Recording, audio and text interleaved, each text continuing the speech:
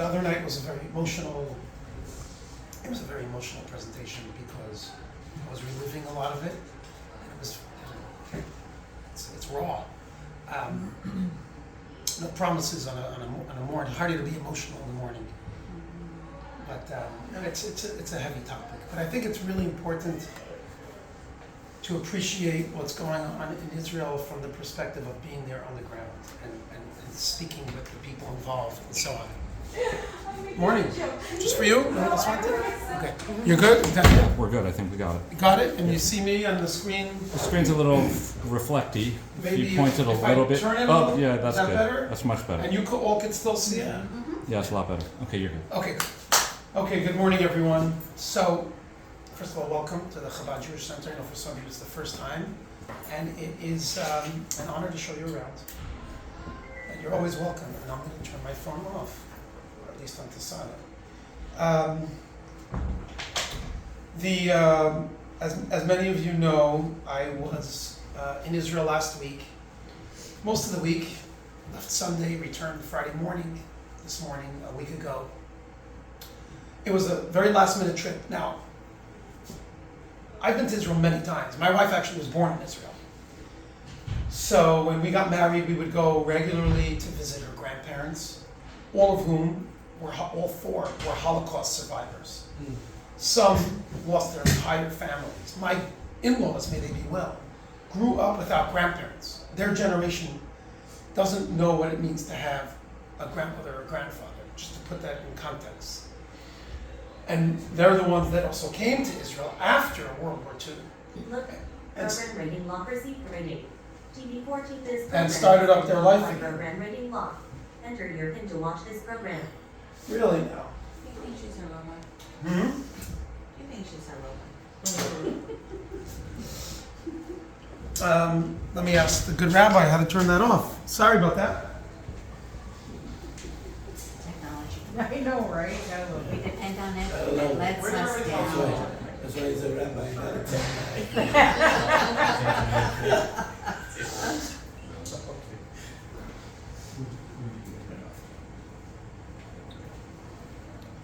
I mean, seriously, technology can really seriously drive us crazy, right? I mean, it's like, I agree. Yeah. some days I'm like, can we just go back to paper and pen and just, I'm with you.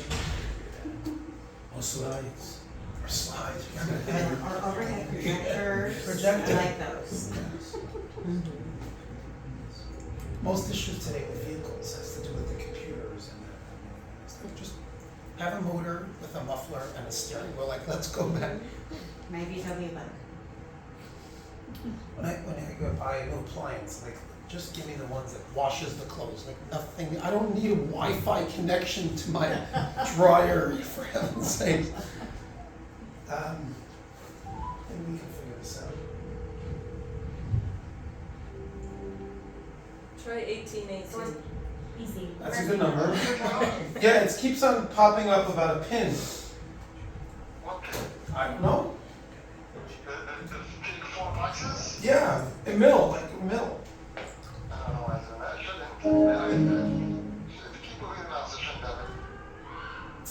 So, well, I turned it off and I turned it back on. No, it's not. 1111. Time zone. Women behind bars. Patricia and That's William. a smart TV. 10:33. It talks to you. Let's watch Women Behind Bars. Women behind the bar. Every time you come here when you have You know that's gonna okay? be Maybe Part 3. Yeah, is that what you wanted to show us, women behind bars? What happened? I missed it. What was it? Women What behind can we- bars. Women behind- Is that what came on? Women behind bars? Okay. You can pause it. You can pause it. We'll start it again. So once again, good morning and welcome to the Chabad Jewish Center. It's an honor to have you. It's a very obviously emotional time for the Jewish people and for anyone with a moral conscience. What's going on in the Middle East is extremely disturbing. The loss of life, innocent lives, is just horrific. So as soon as the war broke out, which, you know, it's spoken about often in the media like it's some new thing that all of a sudden came up. There was a surprise attack by Hamas on October 7th, on Saturday, the last day of the Jewish holidays. actually a very joyous day called Simchat Torah, the joy of the Torah. It's the day we conclude the annual cycle of the Torah study. I was showing you the scrolls downstairs. We study one chapter, one section of the Bible, and when we conclude it, we have a big celebration and we start it again. That was the day that they chose purposely, knowing that it's a joyous day, knowing that it was a Saturday and a holiday, and therefore those who didn't have to be on the army bases, etc., at work, would request to go home. And that's why, sadly, Israel obviously is going to have to do a serious investigation and learn from it. But they were very well prepared. But this didn't happen overnight. Hamas, according to the United States, according to the EU, even according to the UN, is officially a terrorist organization. Period. They're not innocent Palestinians that want a homeland. That's not who they are. And sadly, they've taken over the Gaza Strip in 2007. They were actually elected. Okay, just let's remember that. In 2005, Israel, which has always been struggling for its existence, is nothing new under the sun, says King Solomon. Israel disengaged from the Gaza Strip. It was a place of contention. It was under Israeli control. There were Jewish settlements there. And in a gesture of, okay, we'll make peace. You can have this area. You can live. And it's a beautiful piece of land right on the water. I mean, it's the Fort Lauderdale of Israel. They handed it over with many synagogues, with many homes, with dozens and dozens of greenhouses and farms that they could take over and work and utilize.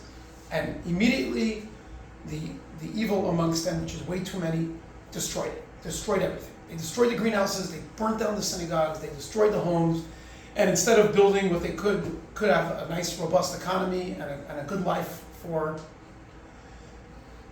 I'm hesitant to call them the Palestinian people. There technically isn't such a term. I don't want to get too political, just historical fact. There was never a Palestinian people and a Palestinian land. It just never happened. The land of Israel, of course, was promised by God to Abraham, Isaac, and Jacob multiple times that it would be for the Jewish people as an everlasting inheritance, period. It's right there in the Bible, and that's respected by billions of people around the world, including all the Muslims who believe that the Bible is the Word of God. They also have the Quran, but that doesn't take away from the Bible. They believe it.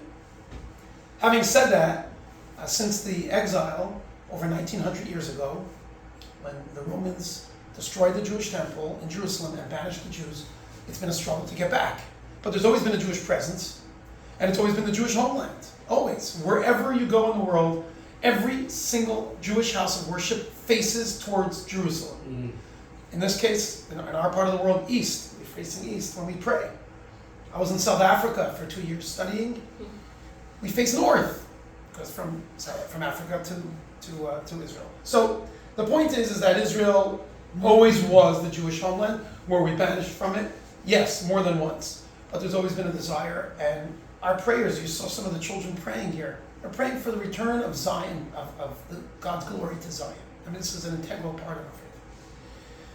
So anyways, without doing a whole history lesson, because now it's not the time and place for it, in 1948, prior to that was the Balfour Declaration in 1917, and then in 1948, the UN resolution, the decision was made, let's try to have two lands where we could have the Arabs who were living there. They're technically Jordanians. Let's give them a part, and let's give the Jewish people a part, and everyone will have peace. Israel agreed, and Israel declared its independence. And that same day, war broke out by all the surrounding Arab nations, because they didn't want a part. They wanted everything, and the Jews should be off the map. And that is Hamas's stated mission. It's in their charter to kill Jews, and that there should be no Jews in Israel, or frankly, I think it might even say around the world, they don't even care. And of course, it goes even further. If they don't just want Israel off the map, they hate Christians, they hate anybody that doesn't believe in their beliefs, and these are wicked and evil people. We're not, God forbid, saying, well, Muslims are like that. The majority of Muslims are peace-loving people. In fact, as we know, in the past couple of years, there's been many Muslim countries that have made peace with Israel. In addition to Egypt, back in 73, or 76, what was it? After the Yom Kippur War. And Jordan and Saudi Arabia was even in talks. But unfortunately, there are elements radical Islamists that make the Muslims suffer because of that. Let's just put it that way. And in the case of the Arabs living in or around what's recognized as Israel, they suffer because of the leadership of Hamas and Hezbollah. They've taken over, they control, and they take all the aid, billions of dollars that comes from around the world, and instead of using it to build infrastructure and to build an economy, they use it for terrorist tunnels. There are miles of tunnels under Gaza. The amount of cement they could have built buildings and hotels and hospitals, and there's no need for refugee camps. There's enough material. They could have built homes for all of them. They want there to be refugee camps. They want there to be poor Palestinians. They want there to be a problem because it works for their narrative. They're very good at PR. It's just a sad reality. Anyways, that was not the planned discussion today, but my point is, this didn't just happen overnight. And they've always tried to infiltrate. They've always tried to kill and maim and murder and rape and do it. And here and there, they're successful, sadly. What happened on October 7 was a shock to the world because it was a large number and it happened at once. Having said that, myself and some other rabbis, here you see the contingency from California.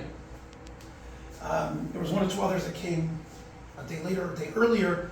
I think there was a total of 8 of us. Said we're going. About a week after the attack, we set a date for the following Sunday, and people started contributing items. We found out from our contacts in Israel what's needed, what's hard for them to get. Here you have suitcases. There were 30 suitcases from California. The same was done with all the rabbis came from all over, filled with needed items. So that stack you've got there is not all your toiletries? This is my carry-on. Personal grooming. I only went with a carry-on. We each were allowed up till 5, and Allah was very accommodating. Usually their security is extremely strict, and they ask you a lot of pointed questions, staring in your eyes. Did you pack all your bags? Did anyone give you anything? And here my answer was, I did not pack it. And what's in it? One of them has knives, flashlights, helmets, vests, just gear for the soldiers, and also gifts for kids. We brought iPads, we brought toys, etc. Just filled it up with stuff that we heard from our contacts in Israel that it's needed. Just quickly get it there. When we arrived, this is upon arrival. Okay, now if you've ever been to Israel before, this is the arrivals hall where you wait to go through passport control. I literally broke down crying. I've been to Israel many times. As I told you, my wife was born there. Her grandparents are no longer alive. They were Holocaust survivors, as I mentioned. We would try to visit often, as much as we could, with our children or without. My older 2 daughters studied there the past 2 years in seminary. And it's always a long wait.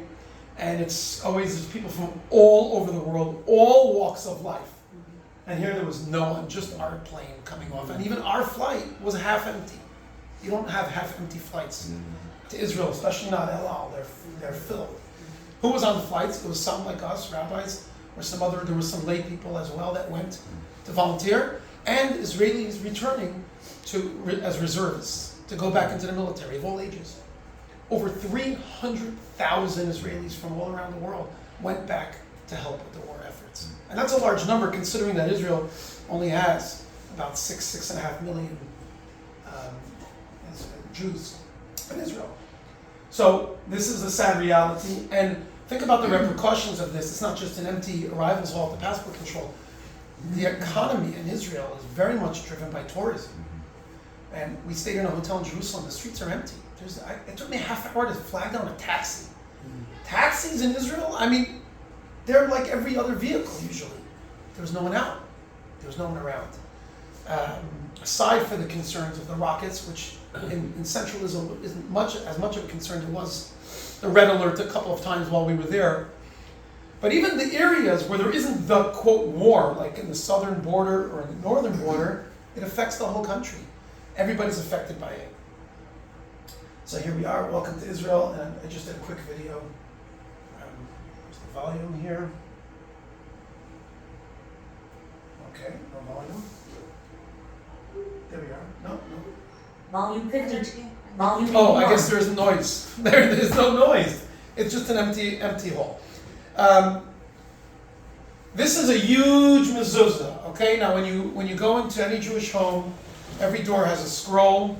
I mentioned about the Torah scroll, the whole 5 books of Moses. The mezuzah has just the main prayer from Deuteronomy, which is our belief, affirming our belief in one God. You shall love him with all your soul, with all your might, and you should serve him, etc. And it says that these words shall be written upon your heart. You should write them upon the doorposts of your home. And also they should be frontlets between your eyes. So there's the prayer boxes that Jewish men wear during the week, and then there's the mezuzah in every Jewish home. And when you come to Israel, there's this massive one. Oh, look what's right below it. There's a sign that says shelter, and in Hebrew and English, because wherever you are, you have to be ready to run to a shelter. Now think about it. The entire country has shelters nearby. You always are within, at most, 30 seconds of a shelter. And in the areas where that are closer to the borders, and the rockets didn't just start October 7th, there's always rockets here and there over the years. Sometimes every home has a shelter, or every building, and it must, legally. And they have to run into these bomb shelters, and it's just a way of life. Now, sadly, they're more often, as we had to do on more than one occasion. So right there in the airport. I kind of pointed out that the arrow happens to be pointing up to the mezuzah. The mezuzah is also a sign of God's protection. So in Israel, as much as it's a practical country, and you'll see a little bit later, like some of the guards, some of the soldiers that are armed, but they also have their religious items with them because they know that their strength is their blessing from God. Rabbi, is that a sign, is that there all the time or just recent? I've never seen that. Okay. They always have a shelter in the airport. It's there somewhere. I've never seen that sign. It's just not really needed, especially not Ben Gurion Airport in Tel Aviv. It's kind of a safe area, so to speak. On our way to the airport, just to fast forward, Thursday night, a week ago, the red alert went off. We all have apps. You have to download it, and you can see exactly. And it was right in the area that we were. There's no shelter. We were just on the highway, going to the. So the driver pulls over and says, "Everybody out. If you're not near a shelter, what you do is you lay down, face down, with your hands above your head. So God forbid if a rocket does land nearby, and the shrapnel and so on, you have an 80% chance of survival if you're on the ground with your head covered. That's if you don't have a shelter to go to. So every Israeli knows this, and they're telling us what to do. I think Wednesday there were some rockets that landed just real This close week, to the, very close. to the airport. Yeah, very close. That itself is a miracle. See, Israel has learned to live under these conditions. The fact that I promise you, if what was going on in Israel now was going on in the United States, all airports would be shut. The fact that they continue to operate, and they do it for practical reasons. They need people coming, they need gear coming, and they also don't want the morale of the country. If they shut down the international airport, people freak out. So they do everything they can. And I was watching an interview with one of the deputy directors of the airport. He was talking about how they watch where the rockets are and so on. And at times, because they have about a 30-second warning because of the distance when they're coming from Gaza to Ben Gurion Airport, they have that time. They'll tell the pilot, okay, go up a little bit, go make a circle before you come. But they try to do it in a quiet way so people don't freak out. So flights are coming and going. Yeah. Anyhow, when we arrived, some representatives from the various army bases came to pick up their gear. If you can see here, I'm sure some of the officers will notice, many people are armed in Israel. It's become much easier. It used to be much harder. And studies have shown when there are not like the planned attack on October 7th, but lone wolves, which happens all the time, because there's so many people armed nearby, they don't become these mass shootings. You don't hear of 20, 30 people killed. It's mostly there was a shooting and the guy was eliminated, and unfortunately there was 1 or 2 casualties, which is 1 or 2 too many.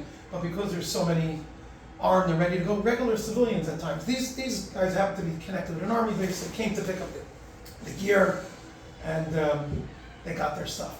This is my brother-in-law, Rabbi Michi. He's from Los Angeles. He's a rabbi in LA. He brought along his guitar. There was a clip, I'm not sure why it didn't show up, but there was a video clip that I grabbed on the plane. Let's see where it is. It's not in order, I guess. Let me see, it's at the end. Anyhow, it was really uplifting because what he did was, as soon as we landed, and remember, a lot of the people are coming, they lost family members, or they have family members that are hostages, or they're coming to serve in the military. They weren't like us coming, in for 4 days and we feel all good about ourselves. We're on a solidarity mission and then we're out of there. So there's a very heavy feeling. So we started playing music, and it really uplifted the spirits of the whoever was on the plane. Let's see if I can. I think it was loaded. All right, it is what it is. I can't find it right now, but you'll trust me. Just because I opened this, let me show you here a clip that was on Fox News about our group when we had to duck. Volume 94. You hear that Volume one? 92.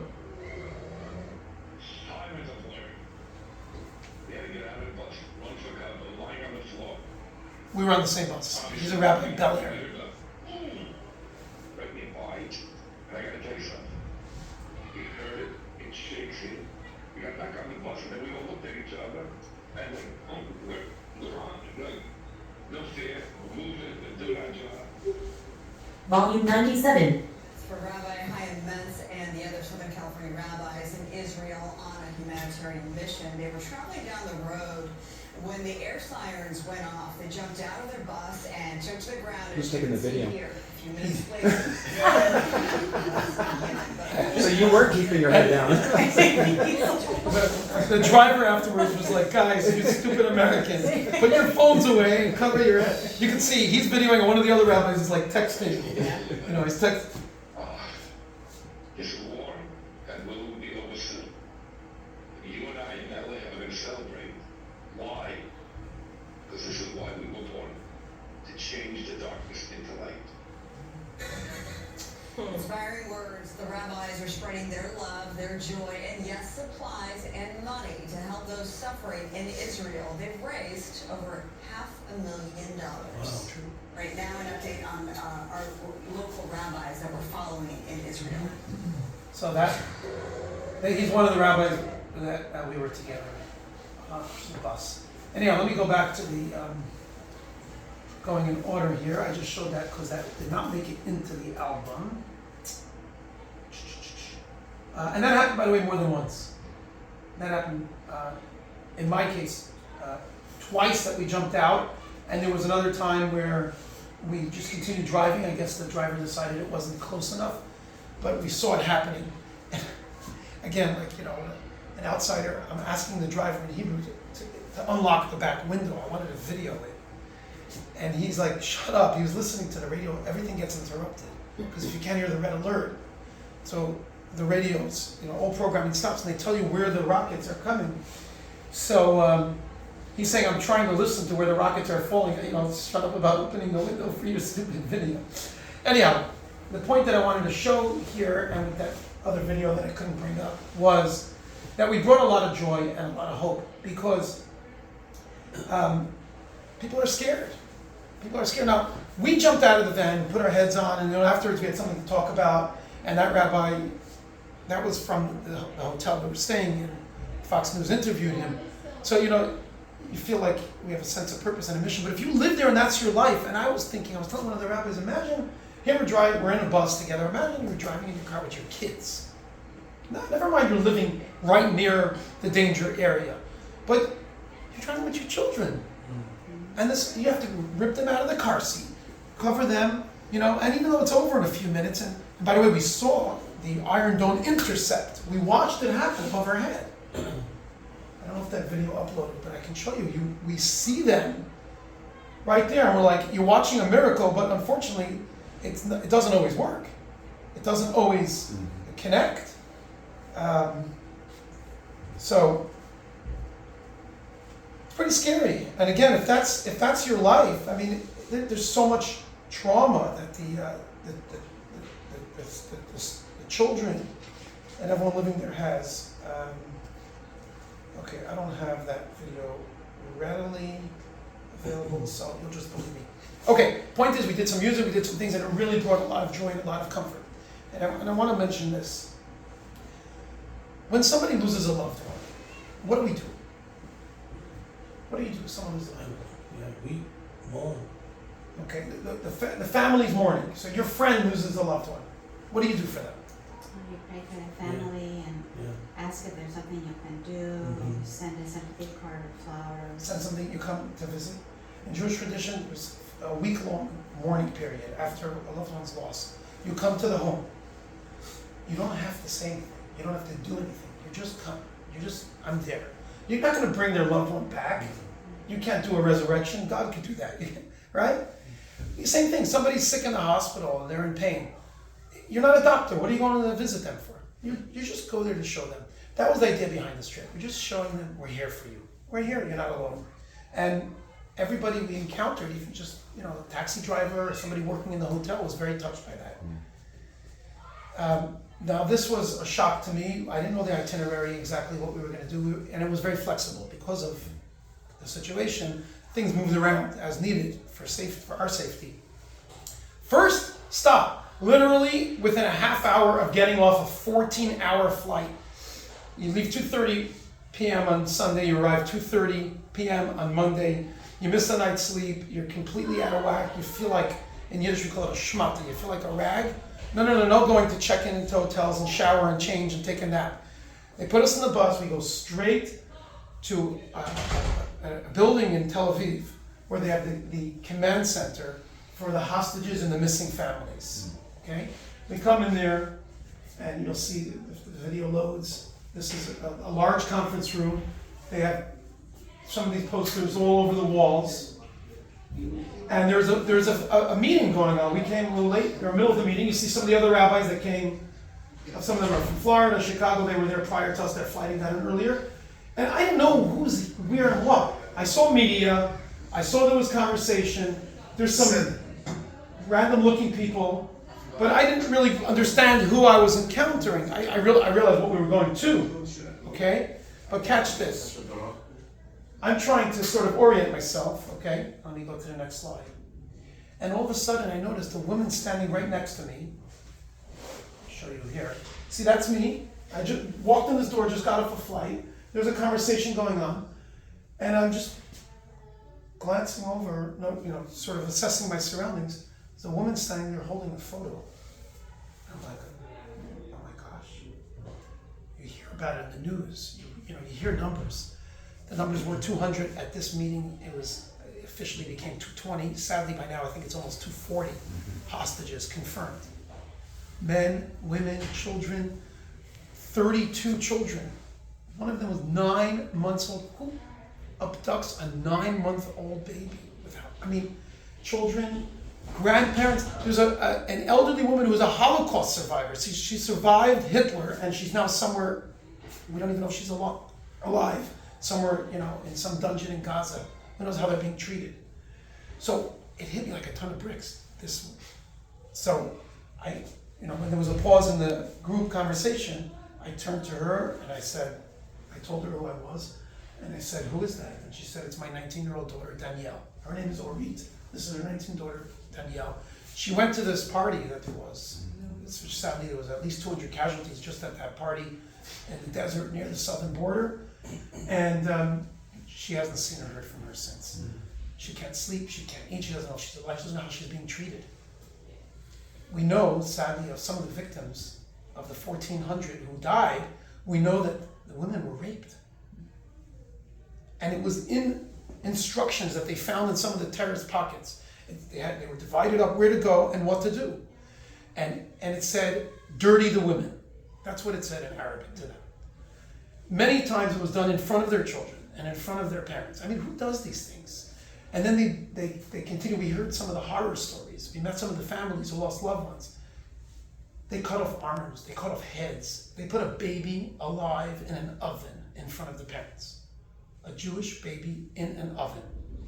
We're in living memory of the Holocaust where Jews were put in the ovens. This is shocking. This is what happened. This is who we're dealing with. So I broke down in tears. I told her that my second daughter is 19 years old and I cannot imagine what you're going through. And I said, what can we do? She said, in addition to prayer, she said, let the world know.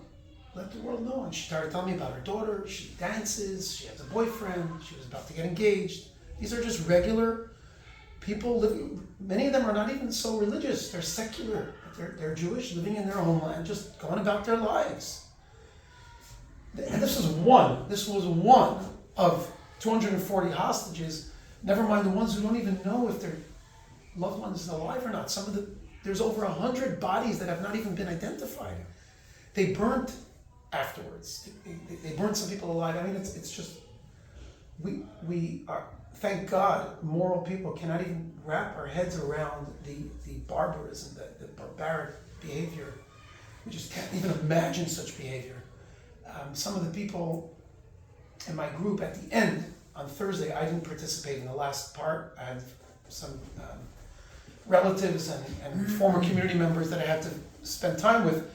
They went to where they have the bodies of those that have not been identified yet, and there was no funerals. And there's some families that don't know, is their loved one a hostage, or is their loved one waiting identification? And they said the last ones they have, they're over 100, they can't even identify. They're so badly burnt and mutilated, and they can't even get DNA out of it, and so on and so forth. Here they're making these posters to send around, they're hanging up everywhere in Israel, and now they're also in other parts of the world. People are printing missing, all ages, all genders. It's just mind-boggling. That was our introduction. Here she's talking about her daughter and pleading anything that we can do to help. From there we went to the Western Wall, and there was a special prayer. Unbeknownst to me, it was being broadcasted. There was media there, and it was also on some Jewish websites, where it was the evening of prayer with the chief rabbi of Israel and this group of visiting rabbis. We were the first organized group, period, on a solidarity mission to Israel so soon after the war, and certainly the first group of rabbis. There were some other individuals that went. So here you have the chief rabbi of Israel, whose father was the youngest Holocaust survivor. He was 9 years old, and he was the former chief rabbi of Israel. They are 30 generations of rabbis. So he met us there, and he's the rabbi of the Western Wall. So we had a special prayer group. It's not showing it in order. These are right after the hostages center. We met some of the family members, like this individual in the middle, and we just sang some and locked arms and sang some songs to give some encouragement and prayer. This is now at the Western Wall. That's the chief rabbi of the Western Wall, and you can see me there as part of the delegation. And this is the chief rabbi of Israel lighting candles for the lives lost and offering a prayer for the success of the Israeli army and for the hostages to be released. Again, we broke out in a dance. It was not, I wouldn't say joyous, but confidence. There's a lot of, with all the turmoil, with all the horror, with all the sadness, Israelis are a resilient bunch, a very resilient bunch. The Jewish people are a resilient bunch. We've been through a lot. Pain and suffering is nothing new to us.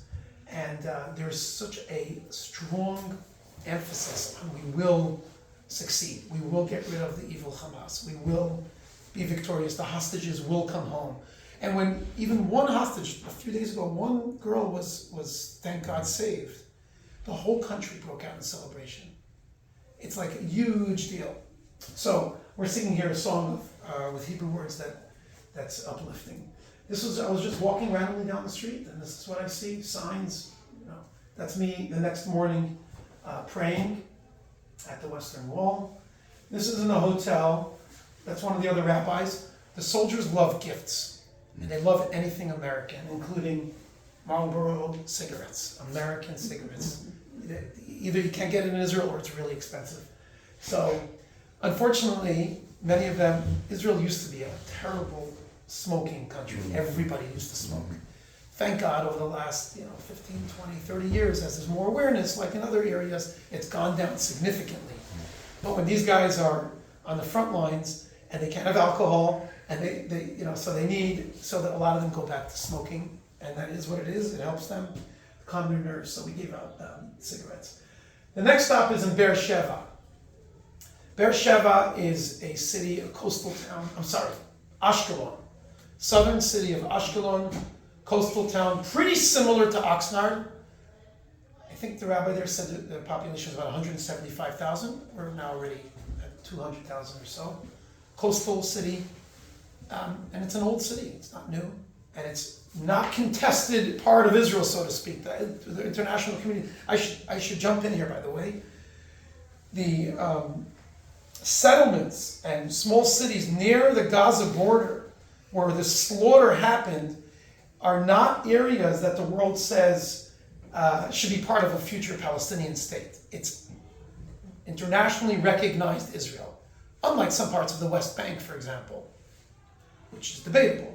We can talk about that. But the areas, not only that, many of the people who were killed or their loved ones were killed from those settlements were very liberal Israelis who many of them were leaders or part of movements to make peace with the Arabs and the Palestinians, and they would work together. So we're not talking about hard-line right extremists. We talk about the government now in Israel is right-wing and so on and so forth. That may be true. That's not the 1,400 who were murdered. Most of them were pretty secular and pretty liberal and just wanted to live a life of peace. And they weren't even living in contested area. I think it's important we understand this. Not that it's okay to kill people in a contested area, but just to point out the geography. This is the largest city next to the southern border called Ashkelon. And this was the day before. We're standing there. We met the rabbi. We met the city head. He's not the mayor. He's called the Rosh Ha'ir, which I guess the CEO of the city manager, like we have here. And near the government, the city government center. This is right behind us. This is, by the way, look up there. This is where a rocket took a direct hit a day before.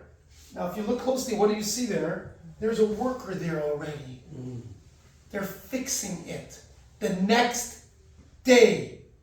That's what I mean about resilience. A rocket, direct hit, they clean it up, they fix it up, and the family will move back in. That's how Israelis roll. We're here in Ashkelon, and right in here you can see damage from a rocket. We should have party, that's what we need it for. But seriously, right over there.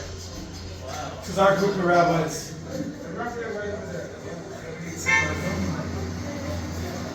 We're here. We went then, the head of the city, which is this gentleman, took us into the command center. And he allowed us to sit in the seats. And this wouldn't happen in the United States of America, I promise you. Okay? You don't go into security.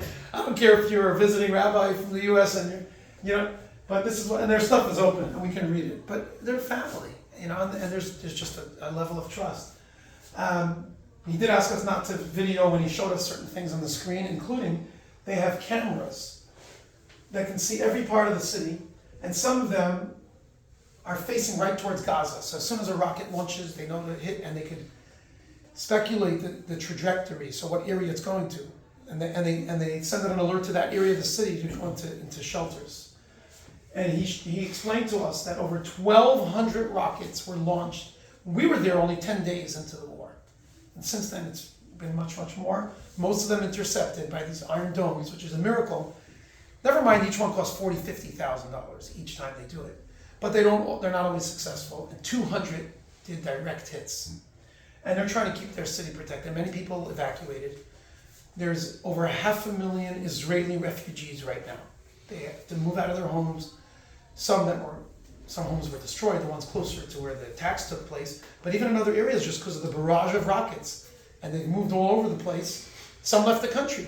We had a family that came here yesterday to see our learning center. They're in Thousand Oaks.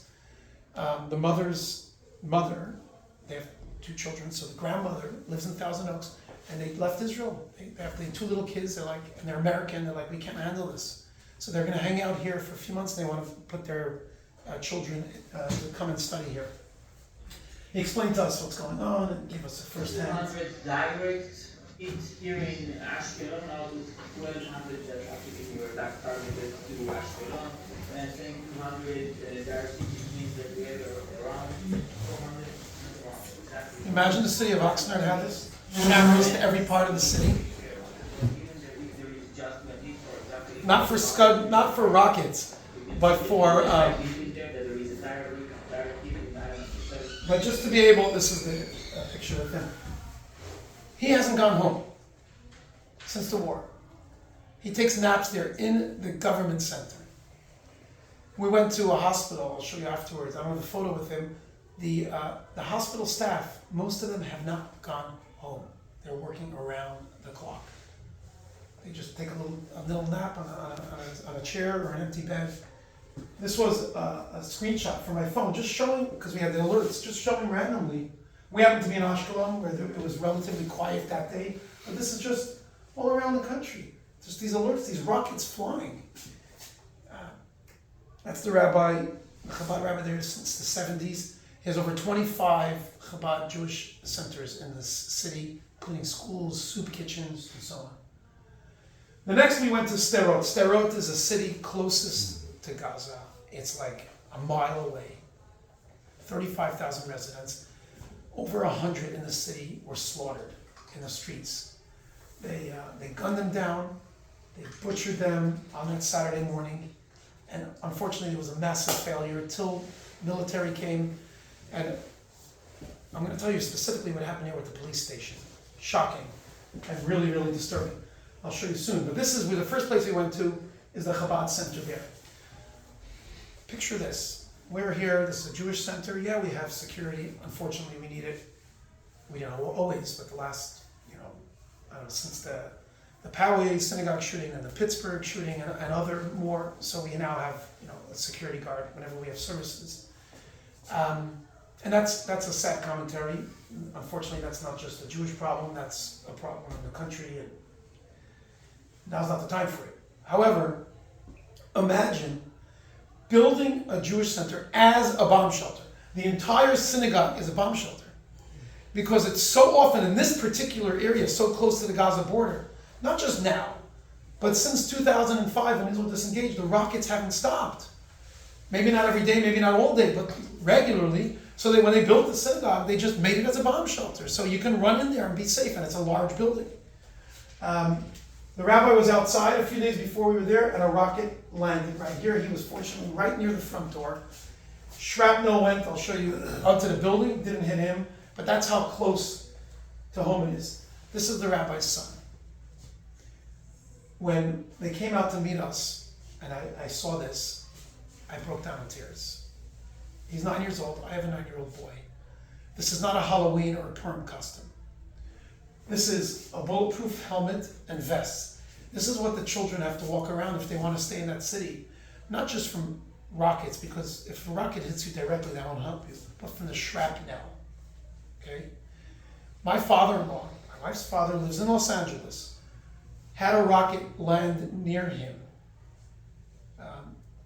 almost 18 years ago, before Israel disengaged from the Gaza Strip. He was in that area. A rocket landed, did terrible damage to his feet. Just now, I was speaking to him yesterday, he said, I need another surgery. I said, what's going on now? A piece of shrapnel moved and came forward and was pushing on some nerves. There's still pieces in his leg now, 18 years later. Okay, and he wasn't on the list of critical and so on and so forth. I'm just giving an example of one person that I know, my father-in-law. He's having surgery here in the next week or two. About shrapnel. The amount of damage it does. So these are to protect just from that, never mind the direct hit. Why is the family still there? The answer is that even though most of the residents left, about 5,000 are elderly or they're infirm, they're sick, they can't just leave and they're too scared, they stay in their homes.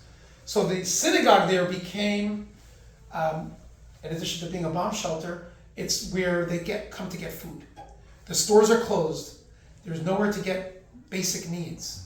And so we contributed towards that effort. I think I have a photo inside. You can see instead of it being set up as a synagogue, it's shelves filled with paper goods, fruits, vegetables, baby formula, diapers, tissues, shampoo, and medication. Now notice the menorah behind us. Not very well made, it seems, right?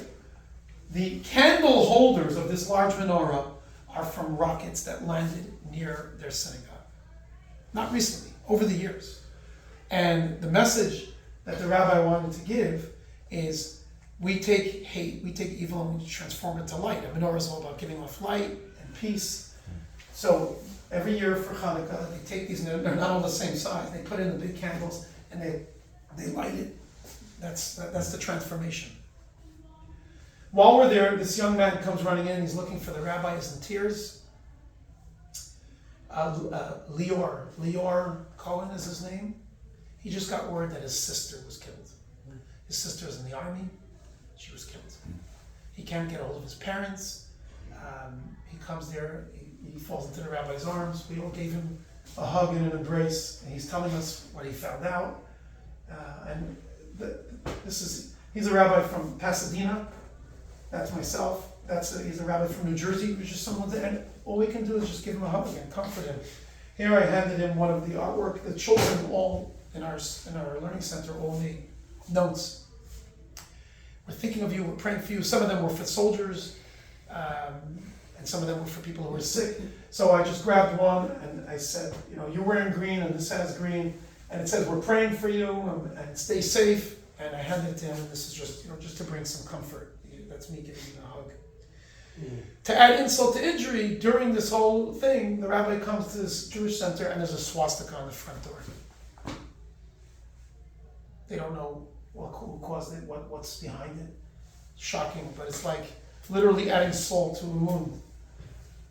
Now, we were moving quickly, so it's hard to see, but this is a long tunnel in a play yard in the city of Sderot. You go sometimes to these what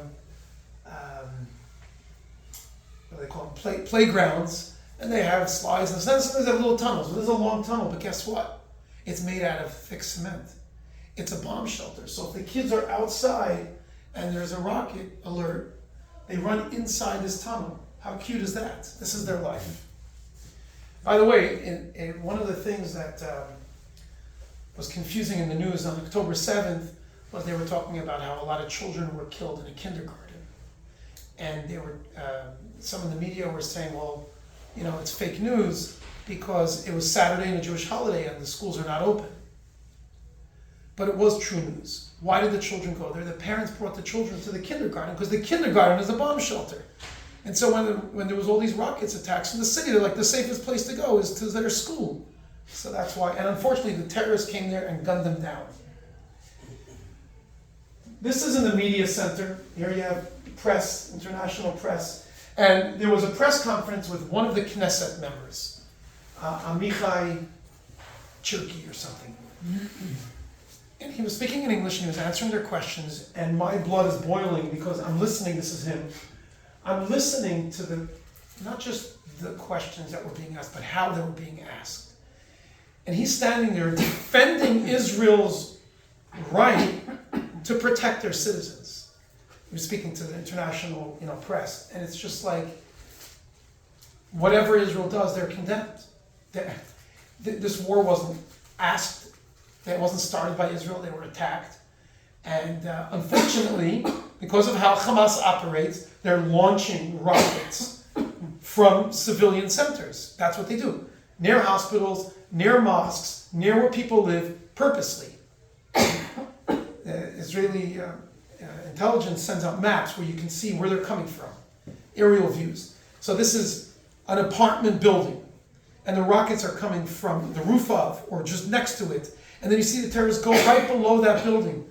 So they've given warning. They warned for a week or two before they started bombing some of these places. And then there's civilian casualties. Why? Because Hamas don't let the people leave. They want them to die. They want the numbers to climb. 6,000 civilians, Palestinians, they want that. It works for their narrative. And it is tragic, because they're not all terrorists. But the fault is not Israel trying to get rid of someone launching rockets at you and coming to murder you. The fault is those that put civilians in harm's way. It's a tragedy. So listening to the questions and how this Knesset member, minister has to defend is just very, very disheartening. We then had our own gathering with him and we discussed certain things.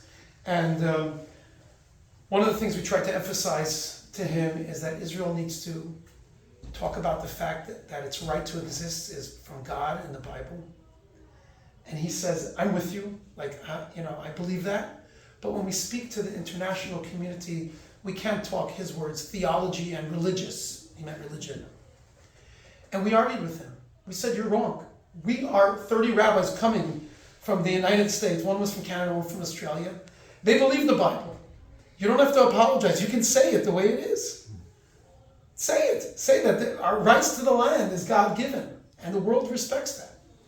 And it was disturbing. He's a right-wing Knesset member that's still scared to say it. If it's not a religious issue, then what are the Jews doing in Israel? Our only reason to be there is for religion. Anyhow, what's behind me was a police station. The police station of Sderot. They raised it. And this is the rabbi of that community, and he's giving us a tour. Here's what happened. The morning of October 7, this well-coordinated attack, they went into the city. The first place they went was to the police station. And there were 2-3 police officers near the front, or guards, gunned them down. Dozens of armed Hamas terrorists went into the police station and slaughtered 50 police officers, men and women. And they took over the police station. Now the people of Sderot have no protection. They destroyed the radio and the communications. Half the city didn't even know what's going on. Someone goes out to go to their car, they're gunned down, etc. People went to go to shelters because they hear the alerts. But then leaving to the shelters, what killed them? This is what they did. Eventually, there was a 30-hour standoff once the military got there and so on. And once they confirmed that there was no good guys in the police station, which is also built as a bomb shelter, but there were still terrorists alive in there, and they didn't want to go in. They just destroyed the whole building. They came with tractors, with heavy machinery, and they destroyed the whole building. And this was a day or two later when we were there, when they were flattening it out. There's no police station in the city of Sderot. There's barely any people anymore. But that's what they did first. They went there first. The rabbi tells us he's friendly with these police officers. He knows all of them. Gone. Think about their families. Mothers, fathers. Disaster. The white clouds, that's from the Iron Dome that knocked them down. This is what it is.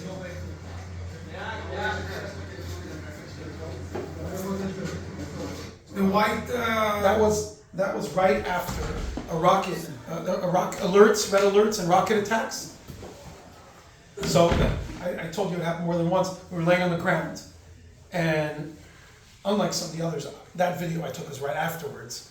Where you see in the sky, you see the white clouds. It's where the rockets were intercepted, right above us. We were on the way to Be'er-Sheva, a city not far from where we were in Ashkelon and Sderot, in the south, a beautiful city. It's mentioned in the Bible. That's where Abraham first settled, Be'er-Sheva. It has the largest hospital in the south, and that's where all of those who were injured were brought. Thousands were brought October 7th and the days following with all kinds of injuries, some minor. And a minor could be, like I told you, my father-in-law here, 18 years later, is having surgery to remove shrapnel. That's minor, okay? Some major. We met people without legs, without arms. We met a young woman she was a model. I don't have a photo with her. 12 bullets riddled through her body. They took out most, some they're not going to take. It's too embedded in her bones. They said it's better to leave it.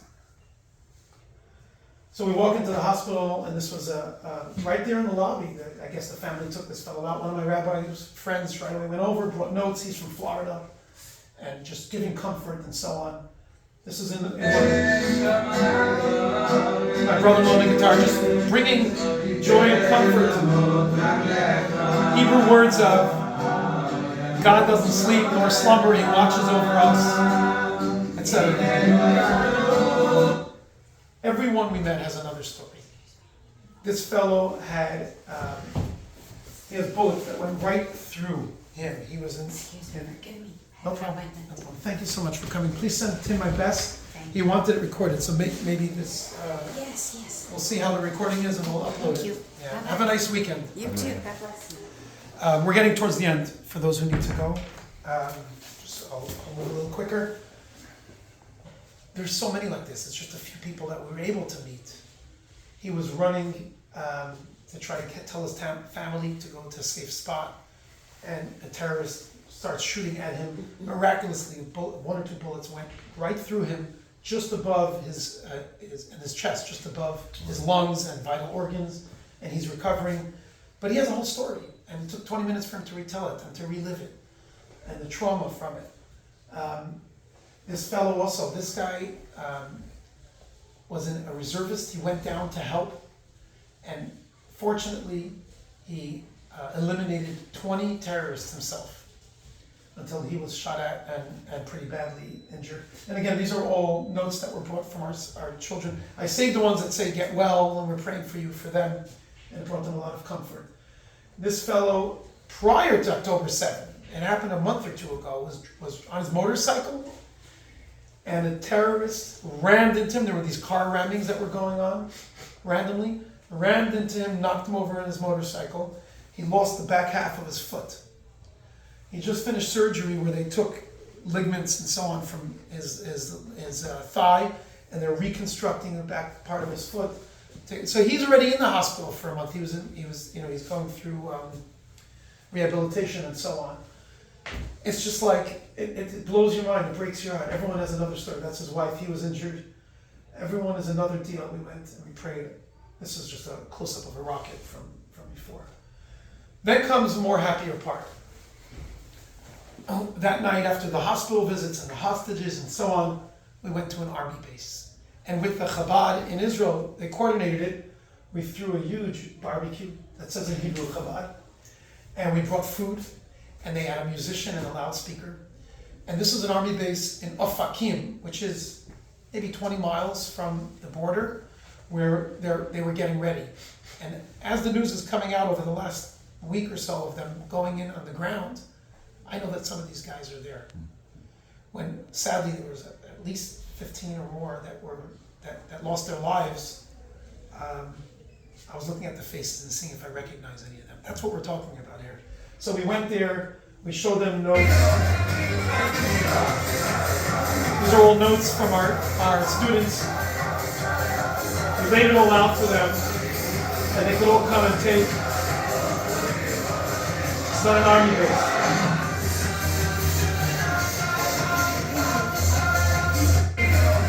These guys are geared up and ready to go. They have music. These are rabbis with IDF soldiers on their shoulders, boosting their morale. And the song we're playing is "We Believe and We're Children of Believers." It's a Jewish saying. We have no one to rely on other than our Father in heaven. That's the Hebrew words. This song is really taken off in Israel. I think I saw this clip. Yeah, I posted on Facebook. Yeah, I saw this clip. See the tanks? That tank is probably 1,000 hours.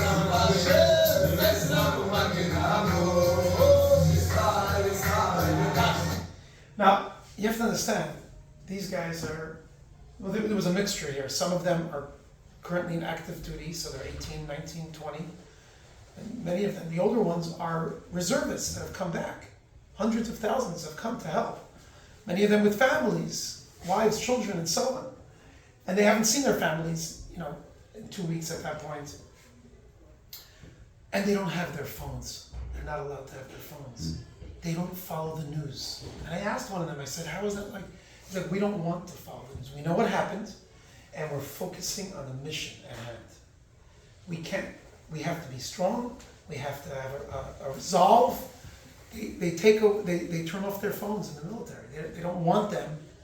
And that makes a lot of sense. They need to have a very positive and victorious mindset. And they said they got a lot of encouragement from us coming and speaking to them. We threw them a barbecue.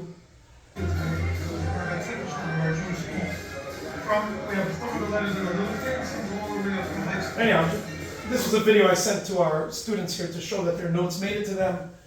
And but one of the rabbis went behind to help out. You have to understand, we came there to strengthen them and encourage them, but the encouragement we got from them, we're going to be victorious, and Israel's going to survive, and we're going to get rid of the evil. It was just so empowering and encouraging to us. It's amazing the resolve during, and many of these, one guy here said, he was very emotional. He said, I was speaking to him privately, he said, I'm ready to give my life for this country and for my people. And I know we're the foot soldiers, we're going to go in, we know it's danger zone, we're prepared for that. And he broke down, he said, but I'm concerned about my parents. My older brother was already gave his life in the army a couple of years ago.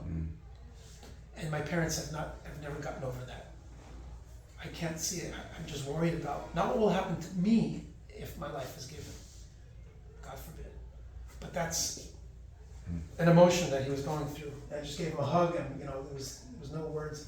One of the rabbis sitting on the tank with them, eating, talking, and just connecting. They love the letters. They love that. They were so touched to know that people on the other side of the world are thinking of them and praying for them. It's so important.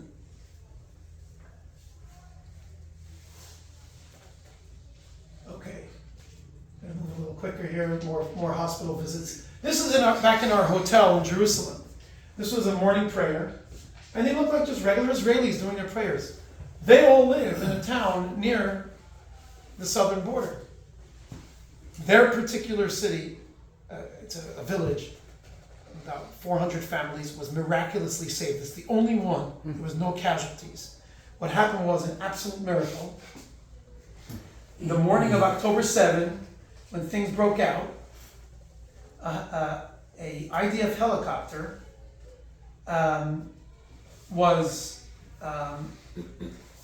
transport helicopter was flying nearby. Here it is. The helicopter is hit by a rocket in the beginning of the attacks. But it was hit in a way that they were able to land, an emergency landing, and the pilot afterwards said that it felt like he landed on sponge instead of hard ground. It turned out that field was just plowed the day before, an absolute miracle. So it softened it, okay? 50 soldiers get out of this transport helicopter. As soon as they get out, this happens, it explodes. Now they're here in the fields, and they're right near a village called Kfar Maimon. They go to Kfar Maimon. This is Gaza. It says in Hebrew Gaza. That's the border, and they're here. They're Kfar Maimon. These are all these gray areas: Be'eri, Nachalos, Kfar Aza, Sa'ad, Alumim. These are all the little villages where people were slaughtered. The terrorists infiltrated. When they came to Kfar Maimon, there's 50 soldiers there because their helicopter was shot. An absolute miracle. They eliminated 70 terrorists that came to attack. They spread them. There were over 2,000, they say it might even be 3,000 terrorists that breached the wall, came through, and their plan was to continue and go even further to the larger cities. This particular village, everybody was saved. So they're very thankful, but they can't live there. And we were speaking to some of the kids. They have schools where they join. They lost classmates. They lost cousins. And then they're having a different type of emotions. They're having survivor's guilt. Their city was saved, not the one right next to it, and so on. So they're all now staying in a hotel in Jerusalem. And we spent the evenings with them.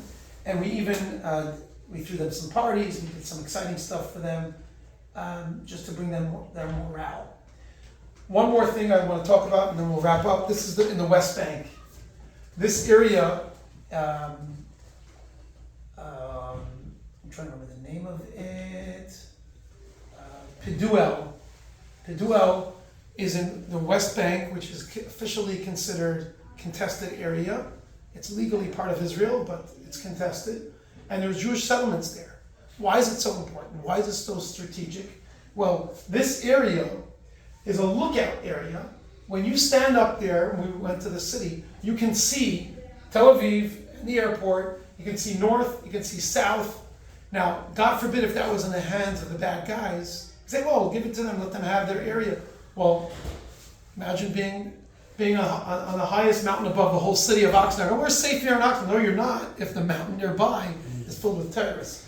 So you have these settlers. This man is the leader of this the settlement movement, and they arm themselves. They have military there, but they don't rely on them. They arm themselves, and they actually, and here you see some of the guards. I'm doing a prayer with some of the soldiers. Just a young child speaking to a female guard. Like, this is just everyday life. Not even in wartime. This is just everyday life in Israel. It happened to be the TV, Channel 14 in Israel, was interviewing this gentleman about the West Bank and the security. And we were nearby, so he pulls us into the interview. Before we know it, we're on television. You can see Israel from the background. And we started singing an uplifting song. And that clip went viral all around Israel. Where they're talking about these rabbis came and they're visiting the soldiers and the sick and so on and so forth. They even grabbed one of our senior rabbis and interviewed him and so on. And then we went to their own range in the West Bank, where they have their own civilian guys protecting.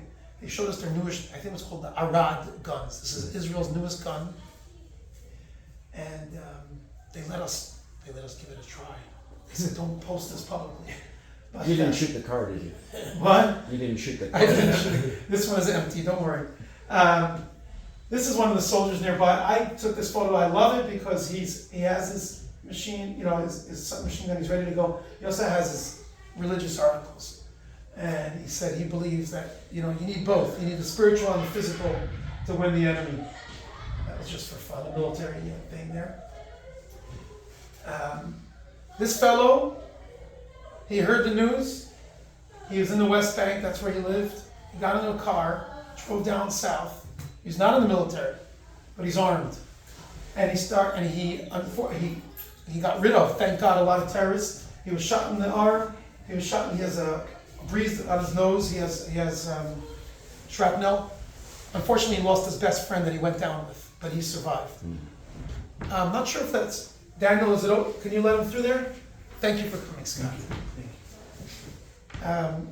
So this is on the West Bank, and this is a TV anchor that I did a prayer. He says, I'm very secular. I haven't prayed to God since my bar mitzvah, since he's 13. That was the last time he put on these special religious articles. And he said, but because you guys came from the U.S. and you're an inspiration, and because of the war, I'm ready to do it now.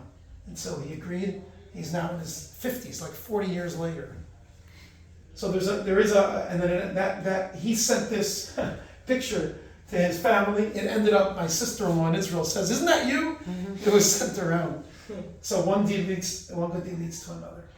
Okay, in conclusion, I want to take you, hey, Fermin, how are you? Hello. Well, careful, this is Sorry. recording. You want to come around this way, Nelson? Sure. We're wrapping up here. I just want to show you in conclusion, this is really sad. This is a family, these are the parents that lost their daughter. I don't want to conclude with this, but I just see it. This is their daughter, Adi, 22 years old. She was about to be engaged, okay? And she was not called as a reservist. But she said, I have to go. She put on a uniform, and this is her with her father. Her father was called as a reservist. This is her the morning before she was killed. She went down south to help, and a rocket landed nearby and took her life. 22 years old, photographer, artist, about to get engaged. And she took a photo with her dad, and her parents took comfort in seeing the silhouette between them was in the shape of Israel. And the parents were sharing that with us very emotionally. The mom also showed us, if you look closely, you see she's wearing a necklace in the shape of Israel. That necklace arrived in their home, addressed to their daughter during the week of mourning, a few days before we went to visit. And they get this package for their daughter, and she's no longer alive. They open it, and it's a necklace with the state of Israel, the Holy Land of Israel, that she ordered. And it arrived after her passing. So, the patriotism and the love for the land and the love for the people. And they said this is what's bringing them comfort, She gave her life for their people. Who would have been the groom and their son-in-law came to visit. He's obviously unconsolable. And he has the diamond that he was going to give her for the engagement. And he says, this is yours. I'm giving it to you. And the parents say, it's yours. You'll find another woman, you'll find another girl. And the best thing you could do for our daughter is for you to get married and build a life, and you'll use this ring that was intended for her. Can you imagine? This is the type of attitude, of forward thinking, of positivity, despite the greatest challenges we can imagine. So we just each gave him a hug and just offered them words of comfort. I'm going to skip this part. This is just Chabad's command center. near Tel Aviv where they're overseeing the war efforts. This fellow lost both his hands. He was protecting his family in the city near the southern border, and the terrorists infiltrated. He puts his family in the safe room. He goes to the front door. Family's in the safe room. His name is Amichai. Amichai, which is Hebrew for my nation lives. Family in the safe room. He goes to the front door. Why is he going to the front door? Sir, are you still using the screen? Yeah, we're almost done. Okay. Thank you. Why does he go to the front door? Because he doesn't want the terrorists to come into the house, and he knows that they can break the lock. Family in the safe room, he's at the front door. They try to get in, they can't. They explode the door. They put a little bomb, explode the door. He loses his hands. Fortunately, miraculously, because of that explosion was larger than they expected, 2 terrorists on the other side of the door were eliminated as well, and it scared off the other ones. They went to the next house. So his wife and children were saved, but till they found him, until they stopped the bleeding, until they transported to the hospital, it's a miracle he's alive. And he's sitting here and he's telling us, you got to be thankful for your blessings. And he had them print Psalm 100, which speaks about thanking God, praise God. And I have one with me here at the synagogue. And it's in Hebrew, and then at the bottom it says for his recovery. But this is the resolve. He's sitting here without hands, a father of 6, a social worker, just a citizen in a democratic country, life turned over, but we came in there to help them. He's sitting here in the hospital, beaten up, he's breathing through this, his face, his arms, and he's encouraging us and telling us, let's be thankful for our blessings, things are going to be okay.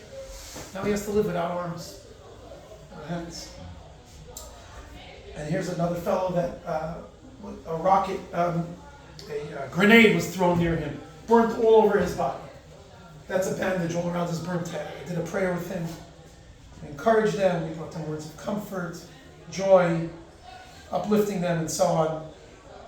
This is the night, the final night, we sat together and spoke over about how our trip was very heavy on us, because we went to the thick of things, to meet families of hostage, with loved ones, to meet families that in mourning, to meet families with, and a regular family that everything's okay, their sons or daughters are out in the front lines and they're worried every day for their survival. That's the reality the country's dealing with, and we really went there and connected with them. It was very heavy. So we had sort of like a therapy session with a senior rabbi from Israel, and we discussed it and went everything over, and also discussed how we should bring the message back here.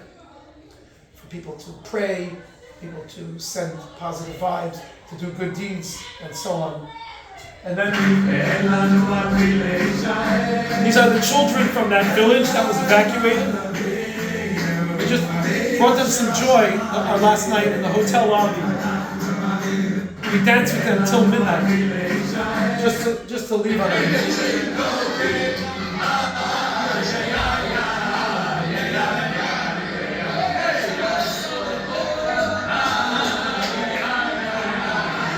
And these are the ones that are feeling lucky to be alive.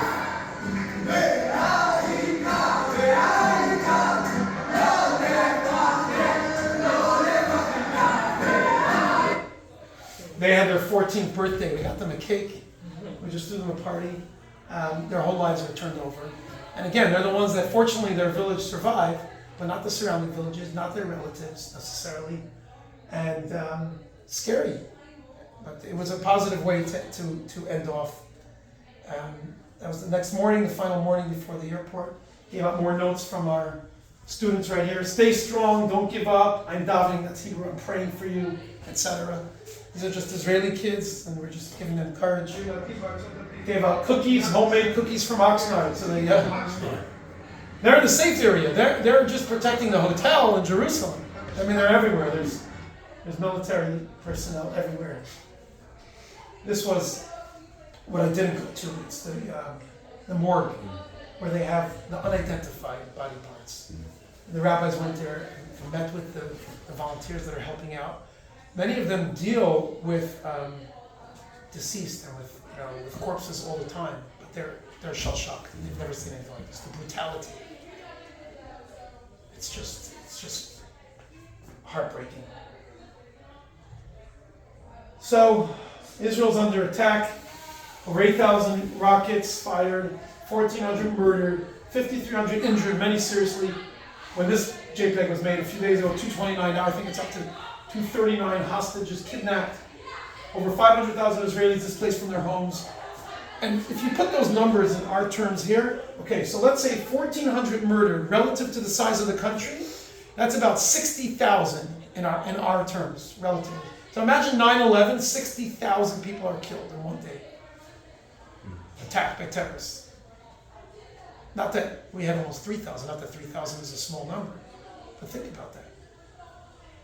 And how many lives that affects. And it's still going on, it wasn't a one-time thing. It's not over. But, and these are some of the faces of those held hostage, we have no idea, the families have no idea. Are they alive? Are they being beaten? Are they being tortured?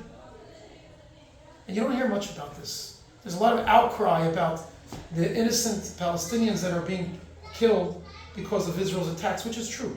And as we discussed, that's Hamas's fault, not Israel's fault. Israel's defending itself. But you don't hear much about the 240 hostages. 32 children. Children. 5 years old, 9 years old.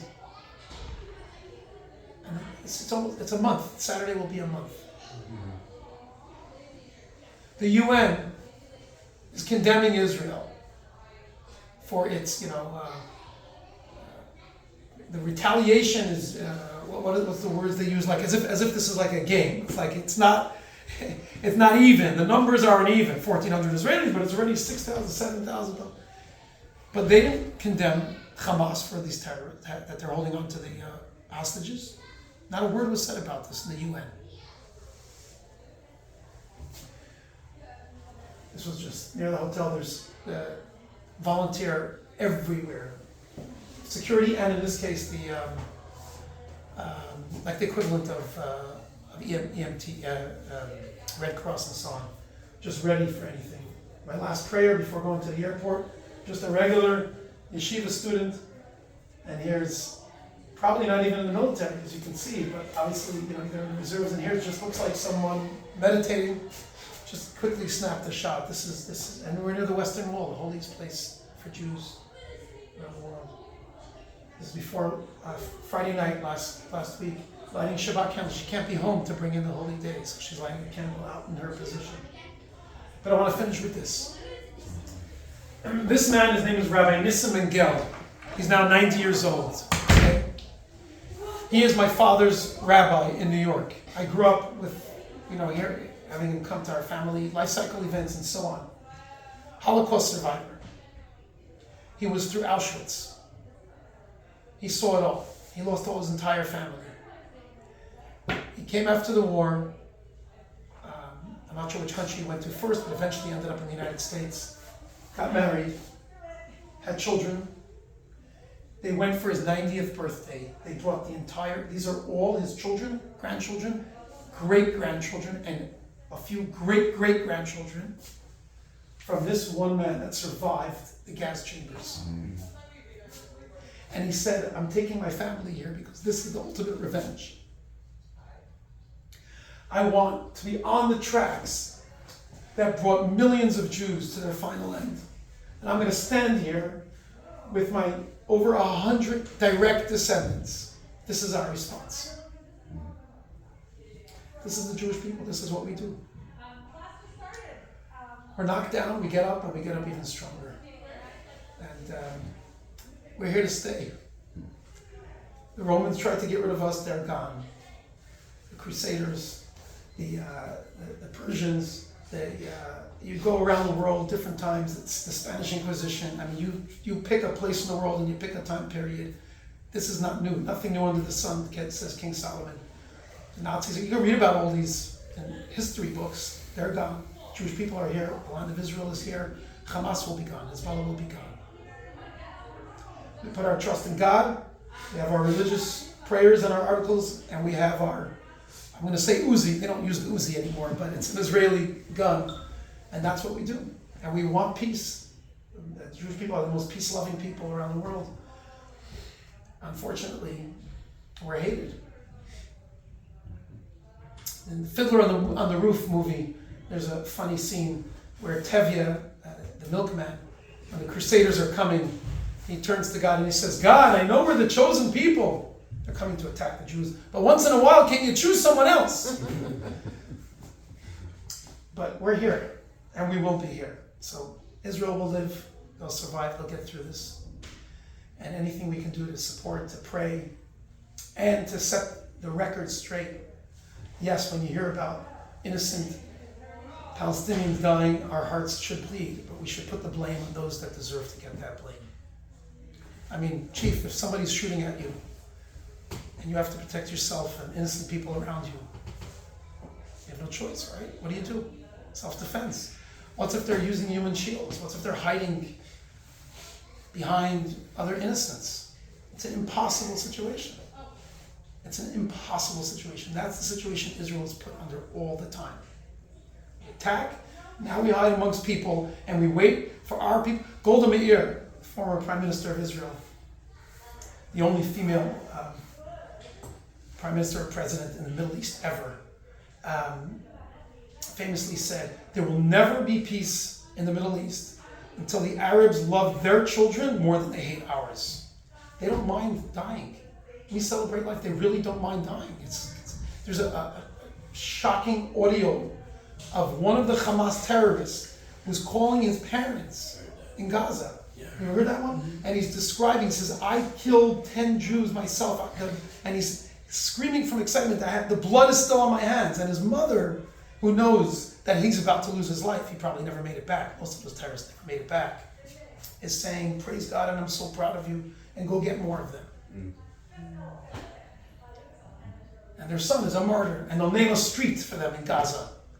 And the family will get money from the Hamas government, which, by the way, is money from the US and the EU and the UN to help the poor people in Gaza. It doesn't go to the poor people in Gaza. It goes to the terrorists, and they're going to give this family money because their son was a martyr.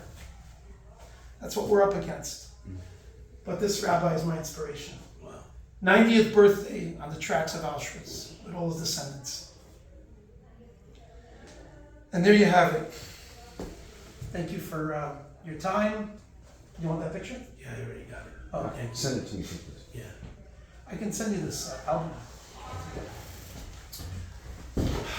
Let's pray for the peace of Israel and peace around the world. Oh, by the way, Putin